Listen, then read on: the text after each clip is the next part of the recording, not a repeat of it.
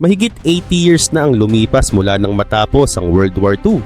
Ang huling digmaang talagang buong mundo ang nasangkot at ito rin ang pinakamadugong digmaan sa kasaysayan na kumitil ng humigit kumulang 70 hanggang 85 milyon na buhay. Pagkatapos noon maraming bansa ang pumirma ng mga kasunduan, bumuo ng mga alyansa at gumawa ng paraan para hindi na maulit ang ganoong trahedya. Pero mukhang hindi pa rin sapat. Sa ngayon parang nakaupo na naman ang mundo sa gilid ng isa pang malaking digmaan. Maraming eksperto ang nagbabala at maraming leader ng bansa ang naghahanda sa pinakamasamang posibleng mangyari. Sa video na ito ilalantad natin ang 4 na lugar kung saan posibleng magsimula ang susunod na World War at kung bakit sinasabi ng mga eksperto na mas delikado pa ito kaysa sa lahat ng digmaang nangyari noon. Pero bago tayo magsimula, huwag kalimutang i-like at i-subscribe ang ating channel. Malaking tulong ito para sa aming mga content creator. Maraming salamat at ngayon simulan na natin. At sisimulan natin sa pinakahalata at pinakaagresibong puwersa sa ngayon, ang Russia. Sa lahat ng malalaking military powers sa mundo, ang Russia ang madalas ituring na pinakaposibleng pasimulan ng World War III. Lalo na sa ilalim ng kasalukuyang pangulo nitong si Vladimir Putin. Sa mga nakaraang taon, maraming beses nang ipinakita ng Russia na wala itong pakialam sa international laws, border ng mga bansa at karapatan ng ibang bansa na mamuno sa sarili. Sinalakay nito ang Georgia noong 2008, kinuha nila ang Crimea noong 2014 at ang pinakahuli ang malawakang pagsalakay sa Ukraine noong 2022. At habang tumatagal ang digmaan, mas lumalaki rin ang gusto ng Russia. Noong una sinabi ni Putin na ang tinawag niyang Special Military Operation. Ibig sabihin ayon sa kanya limitadong operasyon lang daw ito para raw palayain ang mga Ukrainian at Russian sa silangan ng Ukraine at iligtas sila sa isang di umano'y malupit na Nazi na pamahalaan. Sa simula, nakatuon lang siya sa 4 na lugar, Donetsk, Luhansk, Zaporizhia at Kherson. Pero nagbago yon. Habang tumatagal, lumalabas na hindi lang iyon ang gusto ni Putin. Ngayon parang buong Ukraine na ang target. Nabanggit niya na, ang Ukraine daw ay pagmamay-ari ng Russia. Kailangan daw ng buffer zone sa mga hangganan nito at posibleng gusto niyang palitan ang kasalukuyang gobyerno ng Ukraine. Ang layunin niya kasi ay palitan ang pangulo ng Ukraine na si Volodymyr Zelensky ng isang leader na susunod lang sa gusto ng Kremlin, ang sentro ng kapangyarihan ng Russia. Sa madaling salita, hindi lang digmaan ang nangyayari. Ito ay labanan na para sa kontrol ng isang buong bansa, ngayon at sa mga darating pang taon. Sa kabila nito, hanggang ngayon, walang nagtatagumpay na peace deal sa pagitan ng Russia at Ukraine. Marami nang sinubukang paraan ng kanluran para tapusin ang digmaan, pero lahat ay nauwi sa wala. Isa sa mga pinakabagong tangka ay galing mismo sa Pangulo ng Amerika na si Donald Trump. At ayon sa marami, pwede pa itong magpalala ng sitwasyon. Noong November, inilabas ni Trump ang isang 28-point peace plan na layong tapusin ang digmaan sa Ukraine. Pero ganito ang laman ng plano. Ibigay ng Ukraine ang malaking bahagi ng lupa nito sa Russia. Bawasan ang lakas ng militar ng Ukraine at huwag na kailanman sumali ang Ukraine sa NATO. Maraming leader sa Europe ang hayagang tumutol sa planong ito. Ayon sa kanila, masyadong maraming binigay sa Russia habang pinipilit ang Ukraine na tanggapin ang mga kondisyong magpapahina sa bansa sa pangmatagalan.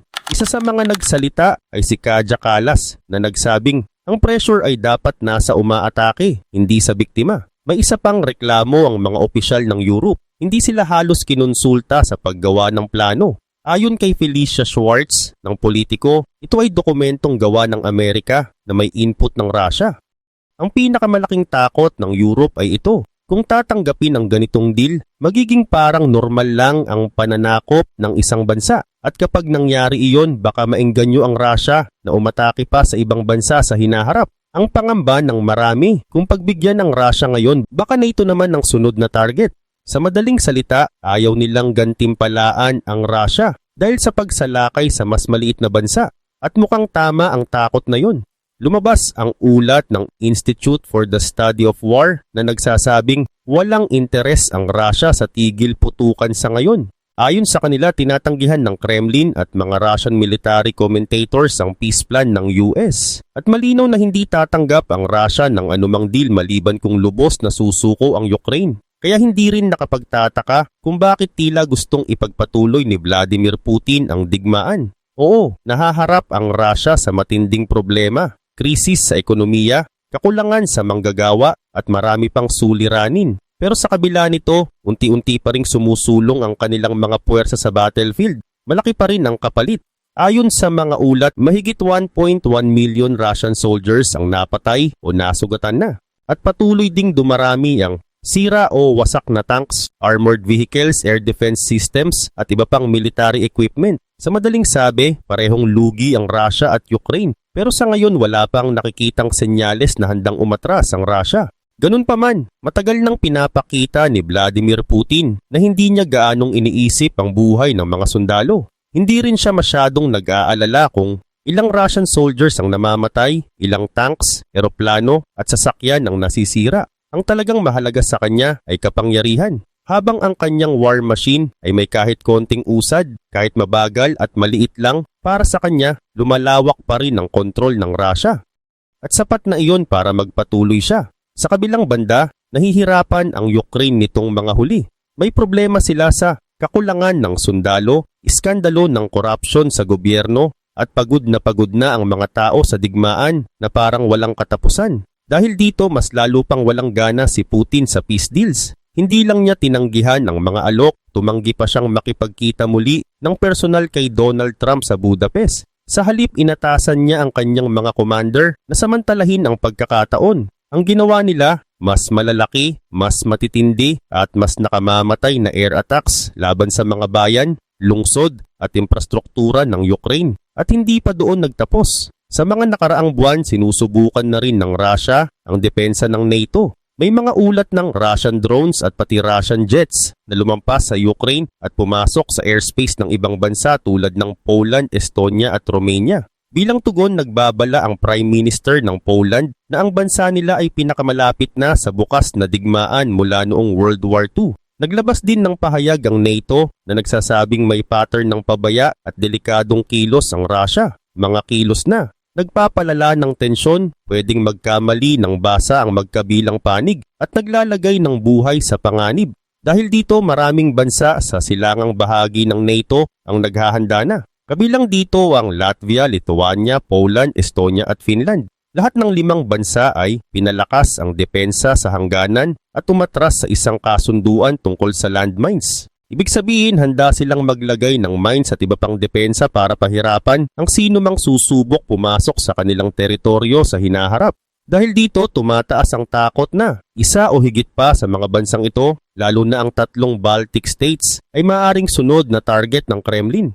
Pero posibleng mas malaki pa ang iniisip ng Russia. Kamakailan, pinabilis ng Russia ang paggawa ng mga bagong hypersonic missiles. Ang mga missile na ito ay napakabilis at kayang tumama sa target na mahigit 3,400 miles ang layo. Ibig sabihin, halos buong Europe ay abot ng mga ito at pati ilang bahagi ng Western United States. Bukod pa rito, may isa pang nakakabahalang ginawa ang Russia kamakailan. Matagumpay nilang sinubukan ang isang napakadelikadong sandata na matagal nang kinatatakutan ng marami, ang Burevestnik nuclear-powered cruise missile na tinatawag din ng iba na Flying Chernobyl. Ang missile na ito ay pinapagana ng nuclear power at ayon sa Russia, may halos walang limitasyon ng abot. Ang problema, likas na delikado ang disenyo nito. Dahil nuclear-powered ito, may mataas na panganib ng malawakang nuclear disaster kahit hindi pa ito sumasabog. Walang malinaw na ideya kung gaano kalaking pinsala ang pwedeng idulot nito, lalo na kung gamitin laban sa Ukraine, sa Baltic countries o sa anumang bansang target ng Russia. Si Vladimir Putin ay nagyayabang na dahil dito, mayroon na raw ang Russia ng pinakamalakas na nuclear arsenal sa mundo. Dahil sa mga senyales na ito, mas ramdam ngayon ang takot na maaaring umatake ang Russia sa isang bansa ng NATO. May mahalagang patakaran ng NATO na tinatawag na Article 5. Ibig sabihin nito, kapag may isang miyembro ng NATO ang inatake, itinuturing iyon na pag-atake sa lahat ng miyembro. At dahil 32 countries ang NATO, obligado silang lahat na tumulong. Sa unang tingin, parang lugi ang Russia kapag 32 laban sa isa. Pero huwag maliitin ang panganib. May kakayahan pa rin ang Russia na magdulot ng napakalaking pinsala at humingi ng tulong sa mga kaalyado nito. Kabilang dito ang North Korea, Iran at posibleng pati China. At kung pag-uusapan ng China, maraming eksperto ang naniniwalang ito ang ikalawang pinakaposibleng magsimula ng World War III. Isa sa mga nagbabala ay si Xie Zhisheng, isang mataas na opisyal ng defense ng Taiwan. Nagbabala siya na kung palalawakin pa ng Russia ang agresyon nito sa Ukraine, pwedeng samantalahin ito ng China para umatake sa Taiwan. Sa madaling salita, Russia sa Europe, China sa Asia. At kung mangyari iyon, dalawang malalaking krisis ang pwedeng sumabog sabay-sabay.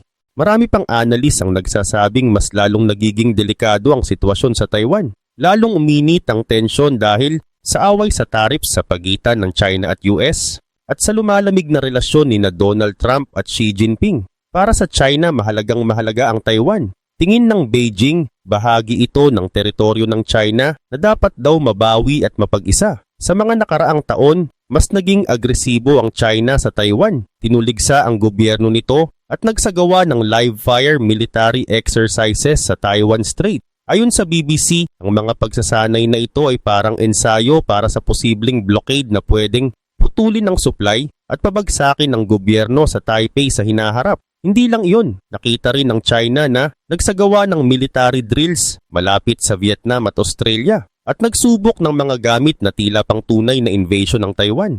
Kasama rito ang bagong landing barges para maglapag ng sundalo at deep-sea cable cutters na pwedeng putulin ang komunikasyon ng Taiwan sa mundo. Samantala, hayagang sinusuportahan ng United States ang Taiwan. Nagbibigay ang US ng pera, sandata at political support. Dahil dito lalo pang umiinit ang sitwasyon at mas maraming naniniwala na palapit na ang isang malaking banggaan. Sa madaling sabi, hindi na lang isang rehiyon ang nasa panganib. Kung magsabay ang kilos ng Russia at China, maaaring madamay ang buong mundo. Maraming eksperto ang naniniwala na maaaring umatake ang China sa Taiwan pagsapit ng 2027. May dahilan kung bakit binabanggit ang taong iyon. Ito ang 100 years mula nang mabuo ang People's Liberation Army, ang pangunahing militar ng China. Para sa China, mahalaga ang taon na yon sa kasaysayan nila. Pero kung talagang susubukan ng China na kunin ng Taiwan, hindi ito mangyayari ng walang sagabal. Dahil una nilang haharapin ng United States. Paulit-ulit nang sinasabi ng mga opisyal ng US na handa silang ipagtanggol ang Taiwan kahit anong mangyari. Alam din ito ng China. Ayon sa Time Magazine, ang pag-atake sa Taiwan ay malaking panganib dahil pwede itong humantong sa direktang digmaan laban sa US. Pero kahit ganoon, mukhang hindi pa rin napipigilan ang China. Sa halip, naghahanda na ito para sa posibleng labanan. Sa ngayon, ang China ay may pinakamalaking navy sa buong mundo at patuloy nitong pinalalakas ang iba pang bahagi ng militar. Malaki ang ginagastos nila sa bagong missiles at modernong military technology para ipagtanggol ang sarili at kung kinakailangan umatake sa kalaban. Plano rin ng China na palakihin pa ang nuclear arsenal nito na ngayon ay tinatayang nasa 600 nuclear warheads. Ayon kay Siddharth Kaushal ng Royal United Services Institute, mas lalo nitong pinapalala ang sitwasyon ng US. Ang dahilan, kung magsanib ang China at Russia, mas marami silang nuclear weapons kaysa sa US. At bago pa man posibleng simulan ng China ang isang world war, may isa pang bansa sa Asia na pwedeng maunang magpasabog ng krisis. Ito ay ang North Korea. Kahit maliit ang North Korea kumpara sa ibang malalakas na bansa, isa pa rin itong nuclear power. Sa mga nakaraang taon, walang tigil ang North Korea sa pagpapalakas ng militar. Gumagawa at sumusubok sila ng cruise missiles at ballistic missiles, ibig sabihin mga missile na kayang lumipad ng napakalayo. Oo, marami sa mga disenyo nila ay sinasabing may problema. Pero may ilan na, pwedeng umabot sa malalayong bansa at magdala ng digmaan lampas Asia. Sa timog ng Korean Peninsula, lalong nag-aalala ang South Korea. Ayon kay Lee Jae-myung, ang sitwasyon doon ay napakadelikado. Sinabi rin niya na pwedeng sumabog ang digmaan kahit kailan. Sa madaling salita, hindi lang isang lugar ang may panganib. Maraming rehiyon ang sabay-sabay na umiinit. At kung isa lang ang magkamali ng hakbang, pwedeng madamay ang buong mundo. Ayon pa kay Lee Jae-myung, ayaw makipag-usap ng North Korea kahit paulit-ulit na tumatawag ang South Korea para pakalmahin ang sitwasyon. Hindi lang iyon. Naglagay din ng North Korea ng barbed wire sa kahabaan ng kanilang military border. Isang bagay na hindi na nangyari mula pa noong Korean War. Mas delikado pa, ilang beses nang pumasok ang mga sundalo ng North Korea sa teritoryo ng South Korea. Ayon sa Reuters, mahigit 10 border intrusions na ang nangyari ngayong taon at sa ilang kaso napilitan ng South Korean soldiers na magpaputok ng warning shots ayon sa kanilang nakasanayang patakaran. Dahil dito mas nagiging posible ang isang malaking digmaan, isang mali lang ang kailangan. Kung sakaling tamaan ng bala ang isang sundalo ng North Korea at mamatay ito, pwedeng biglang gumanti ang Pyongyang, magpapakawala ng missiles at iba pang atake patungo sa timog. Marami ang natatakot na ito mismo ang hinahanda ng leader ng North Korea na si Kim Jong-un. Sa mga nagdaang taon, wala na siyang interes sa mapayapang pagsasanib ng North at South Korea. Dahil dito, napilitan na ring magbago ng direksyon ng South Korea. Tinapos nila ang isang kasunduan noong 2018 na layong bawasan ng tensyon sa militar sa Korean Peninsula. Ayon sa ulat ng The Independent, paulit-ulit na tinatanggihan ng gobyerno ni Kim Jong-un ang mga panawagan ng Seoul at Washington na ibalik ang usapang pangkapayapaan para bawasan ang nuclear weapons at missile programs ng North Korea. Sa halip, mas pinipili ni Kim Jong-un na palakasin ang ugnayan sa Russia bilang bahagi ng pulisiya na kontrahin ng impluwensya ng United States. Mas nakakaalarma pa, aktibong tumutulong ang North Korea sa digmaan ng Russia laban sa Ukraine. Nagpadala ang Pyongyang ng libu-libong sundalo, engineers at mga manggagawa para lumaban sa frontline o tumulong sa pag-ayos ng sirang infrastructure ng Russia. Isa rin ang North Korea sa pinakamalaking taga-suporta ng Russia. Nagpadala ng malalaking supply ng bala at iba pang gamit militar para patakbuhin ang war machine ng Kremlin. Habang tumutulong sila, lalo ring tumitibay ang relasyon nila sa pamahalaan ni Putin. Maraming eksperto ang nag-aalala kung ano ang kapalit ng tulong na ito. Sa ngayon, tumanggap na ang North Korea ng pinansyal na tulong mula sa Russia na nakatulong maiwasan ang matinding kakulangan sa pagkain. Pero may mas malaking pangamba. Posible ring makakuha ang North Korea ng modernong military technology o advanced weapon systems mula sa Russia na pwedeng lubos na magpalakas sa hukbo ng North Korea. At kung mangyari iyon, mas magiging delikado ang buong rehiyon. Sa kabila din nito, habang tumatagal mas dumadami ang missiles na ginagawa at pinapalipad ng North Korea. Hindi lang basta missiles. Ipinakita rin nila ang bagong warship na tinatawag na Choe-Hyun-class destroyer. Isang malaking barkong pandigma na sinasabing kayang magpaputok ng nuclear ballistic missiles, ibig sabihin missiles na may nuclear warhead at kayang tumama sa napakalayong lugar. Dahil dito, mas nagiging delikado ang mga plano ng North Korea. Ayon kay Sean Kenji Stars, isang guro mula sa King's College London, mas posibleng mangyari ang isang senaryo kung saan pipilitin ng China ang North Korea na umatake sa South Korea. Bakit? Dahil kapag nabuksan ang isang digmaan sa Korean Peninsula, mahahati ang atensyon ng United States at mas magiging madali para sa China na kumilos laban sa Taiwan. Pero hindi lang sa Asia maaaring magsimula ang World War III. Ayon sa maraming eksperto, ang ikaapat at huling delikadong lugar ay ang Middle East. Sa loob ng mga nakaraang taon, sunod-sunod ang digmaan at kaguluhan sa Iran, Iraq, Gaza, Yemen at iba pang bansa. Kahit na sinubukan ni Donald Trump na magtulak ng kasunduan sa pagitan ng Israel at Hamas, hindi pa rin tumigil ang mga pag-atake ng dalawang panig. Samantala, hindi pa rin nawawala ang banta ng nuclear program ng Iran. Noong Hunyo, nag-launch ang United States ng airstrikes laban sa mga nuclear facility ng Iran.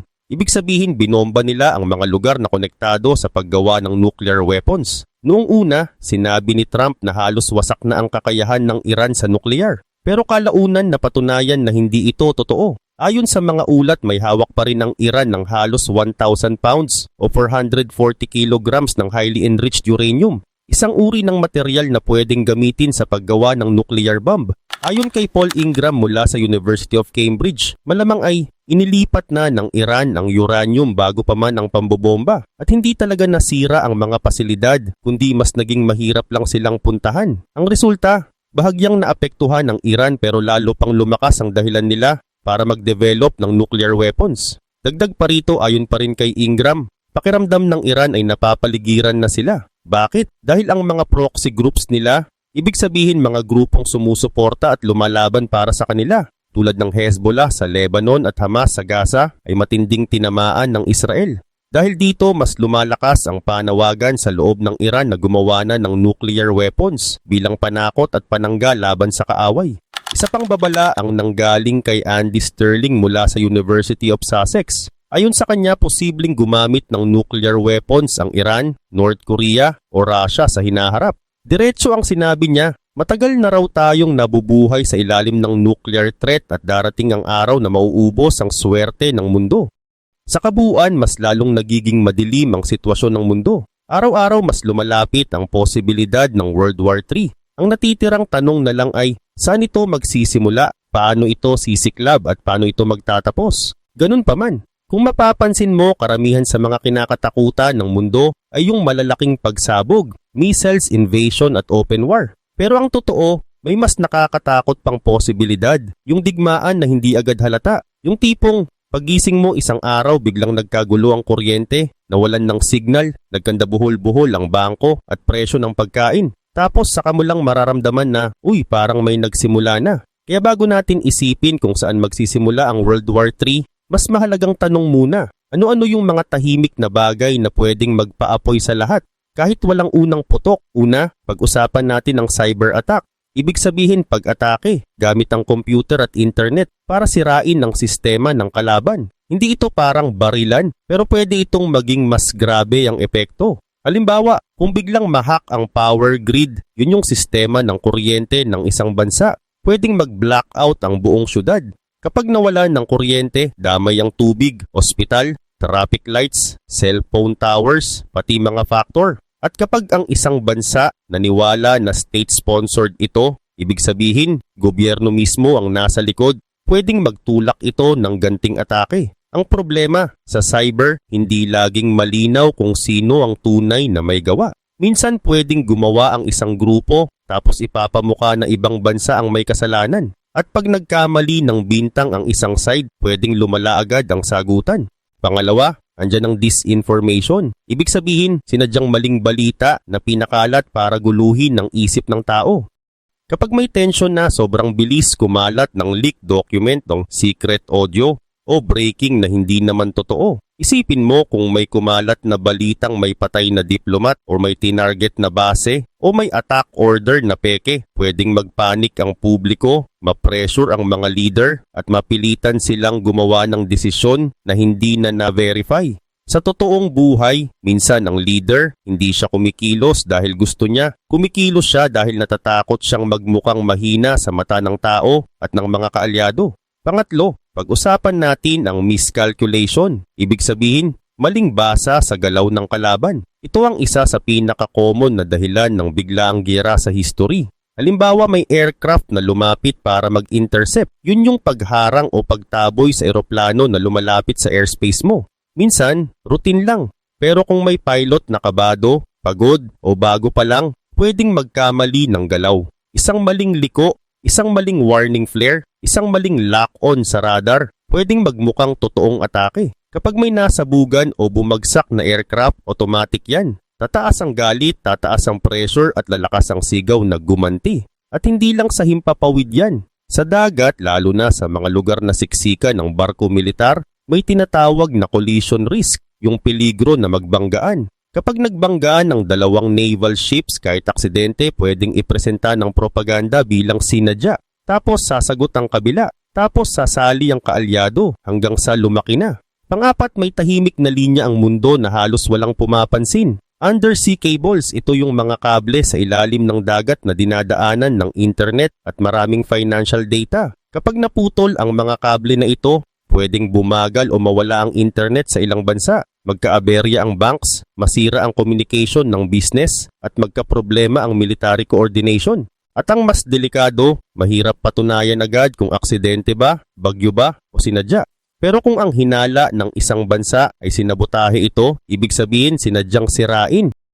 Pwedeng ituring nilang act of aggression. Dito mo makikita, kahit walang missile pwedeng magsimula ang gulo. Panglima, ang space. Kapag sinabi nating space, hindi ito sci-fi. Practical ito. Maraming bansa ang nakadepende sa satellites. Pang navigation, pang communication, pang surveillance. Ang satellite ay parang mata at signal tower na nasa taas ng mundo. Kapag biglang may satellite na na-jam, Ibig sabihin binara ang signal, pwedeng bumaba ang accuracy ng navigation, mawala ang komunikasyon ng military units, at lumabo ang impormasyon sa battlefield. Mas delikado pa kung may anti-satellite test, yung pagsira sa satellite sa space. Kapag nangyari ito sa gitna ng tensyon, pwedeng ituring itong unang hakbang ng mas malaking digmaan. Pang-anim yung economic trigger, ibig sabihin perang usapan na pwedeng magpaapoy ng conflict. May mga lugar sa mundo na kapag na-block ramdam ng lahat. Halimbawa, mga shipping routes kung saan dumadaan ang fuel, pagkain at raw materials. Kapag nagsimula ang blockade, ibig sabihin hinarang ang pagdaan ng mga barko. Pwedeng tumaas ang presyo ng langis, bigas at iba pang bilihin. At kapag nagsimulang magutom o maghirap ang mga tao, napipilitan ang mga bansa na kumilos. Minsan hindi na dahil sa ideolohiya, kundi dahil sa simple, kailangan mabuhay.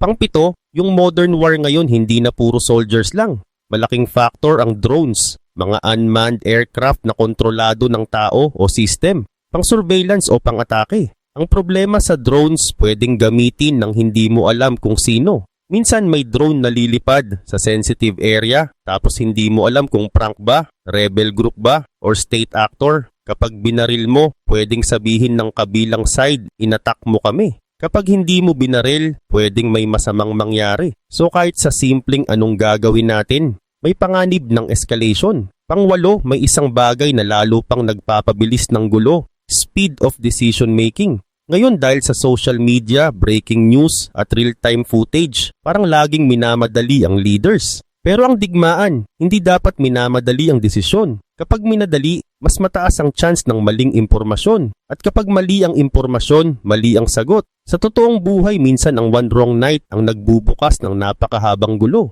At dito pumapasok ang malaking punto. Maraming tao ang nag-iisip na ang World War III ay parang isang araw biglang boom. Pero mas realistic minsan na ito ay parang domino. Una, cyber. Pangalawa, response. Pangatlo, disinformation. Pang-apat, miscalculation sa border or dagat. Panglima, economic shock. Tapos saka palang papasok ang open conflict.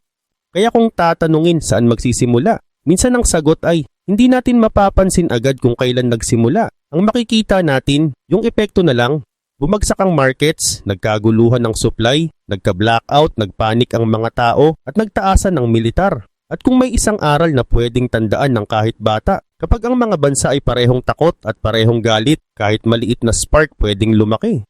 At sa panahon ngayon, ang spark pwedeng isang hacked system, isang peke na balita, isang aksidenteng banggaan, o isang warning na mali ang basa.